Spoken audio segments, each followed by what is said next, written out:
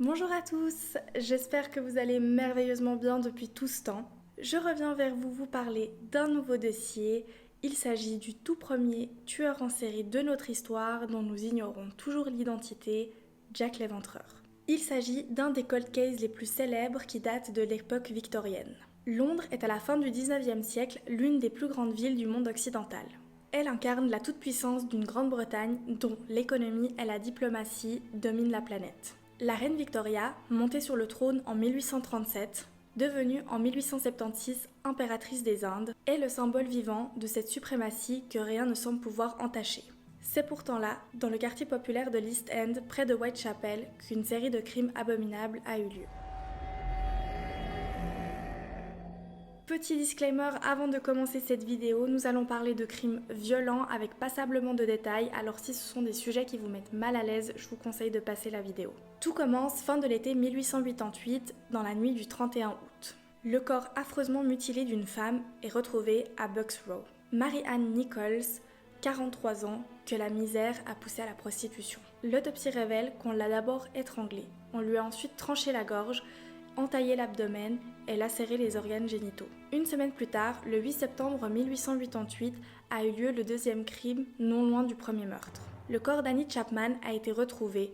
Elle aussi vivait de la prostitution. Le mode opératoire est le même, gorge tranchée et éviscération. Mais pour ce crime, le vagin, l'utérus et la vessie ont été prélevés par le meurtrier. Un témoin dira avoir vu un homme étrange vêtu d'une longue cape et d'un chapeau haute forme. C'est à ce moment-là que l'image qu'on se fait de Jack l'Éventreur aujourd'hui encore se crée. Il est important de souligner un détail sur l'apparence qu'on se fait de Jack l'Éventreur, donc cette cape, le chapeau haute forme. Il y a malheureusement très peu de chances qu'il ait été vêtu de cette manière et qu'il ressemble à ça. Il aurait attiré beaucoup trop l'attention dans le quartier populaire de Whitechapel, il était certainement habillé comme les autres habitants. Dès le premier meurtre, la presse va s'emparer de l'affaire et toutes les découvertes feront la une des journaux. Les faits divers deviennent un fonds de commerce et chaque crime y sera scrupuleusement détaillé et illustré. L'enquête piétine et la police va être très vite mise en cause. Mais malgré ce qu'on pourrait penser, ce genre d'acte n'était pas du tout fréquent, même dans les quartiers populaires. À l'époque, on ne savait pas qu'un tueur en série ressemblait à Monsieur et Madame Tout-le-Monde. La presse à scandale l'illustrait alors de manière diabolique qui avait pour effet d'effrayer la population.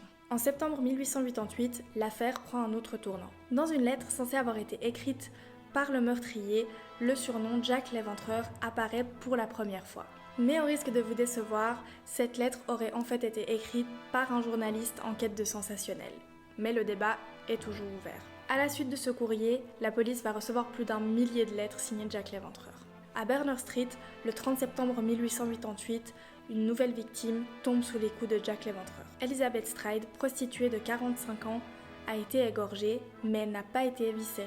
On suppose que le meurtrier a été dérangé ou qu'il a manqué de temps. Au moment de la découverte du corps d'Elizabeth, on l'ignore encore, mais le meurtrier est à l'œuvre à quelques rues de là. La quatrième victime, Catherine Eddowes, a elle aussi succombé aux mains de l'Éventreur dans la nuit du 30 septembre 1888. Cette fois, Jack a eu le temps de s'acharner. Le pavé est couvert de sang. Les organes ont été retirés et déposés près du visage balafré de la victime. Un rein a également été sectionné et subtilisé. Mais cette fois-ci, la police a des indices. Elle retrouve un châle ensanglanté proche du corps de la victime, ainsi qu'un message à la craie sur un mur.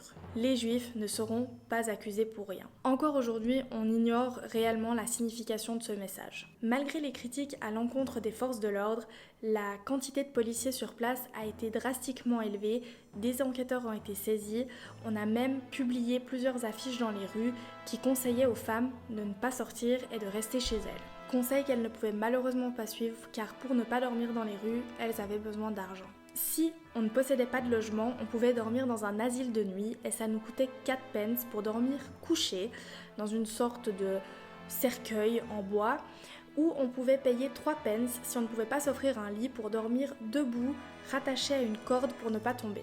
Ce que la plupart des femmes ne pouvaient bien entendu pas se permettre. À cette époque, ils cherchaient déjà quelqu'un d'instruit, peut-être un médecin ou un boucher. Il fallait quelqu'un qui s'y connaissait en anatomie. Les autopsies ne révélaient que très peu d'indices. Les analyses ont cependant permis d'identifier quel type d'arme avait été utilisé.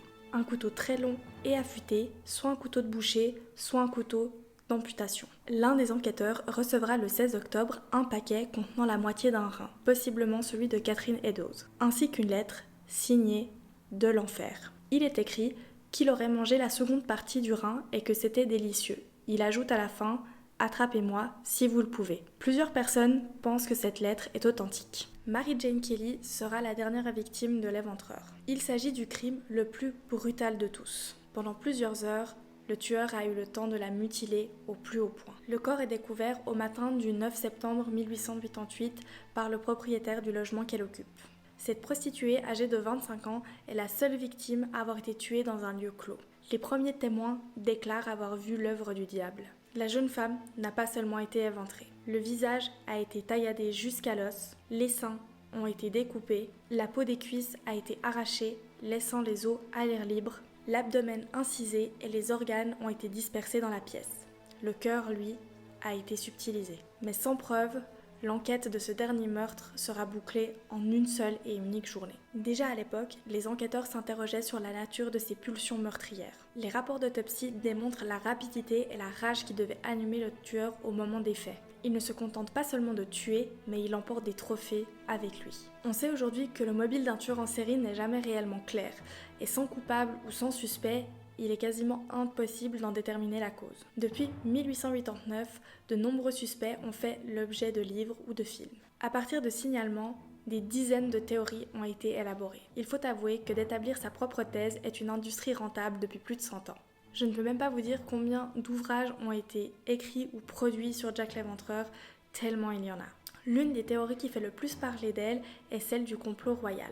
C'est celle aussi qui est le plus reprise par le cinéma. Elle met en cause le chirurgien de la reine, Sir William Gull. Il aurait tué les prostituées pour que les liaisons du petit-fils de la reine, le duc de Clarence, restent secrètes. C'est l'une des théories les plus populaires car lorsqu'on mélange monarchie et intrigue, ça fait vendre. Il n'y a pas de réelle preuve contre Sir Gull, outre le fait qu'il faisait partie de la franc-maçonnerie. On parle également de Walter Sickert, peintre dont les œuvres ressemblent étrangement aux scènes de crime. Sa culpabilité ne sera jamais avérée. Pour des raisons évidentes, je vous mets uniquement une photo de la peinture et non pas de la scène de crime. Pour les plus curieux, je vous laisse faire vos recherches vous-même. James Maybrick a également été désigné comme étant le tueur après qu'on ait retrouvé l'un de ses journaux intimes qui décrivait les meurtres. Mais ce journal a tout l'air d'un roman, certaines personnes sont convaincues de sa culpabilité et d'autres en voient plutôt une œuvre littéraire. On a plus récemment dit que le tueur était Taron Kosminski, un barbier polonais de 23 ans au moment des faits. On aurait trouvé un échantillon d'ADN sur le châle qui avait été retrouvé proche du corps de Catherine.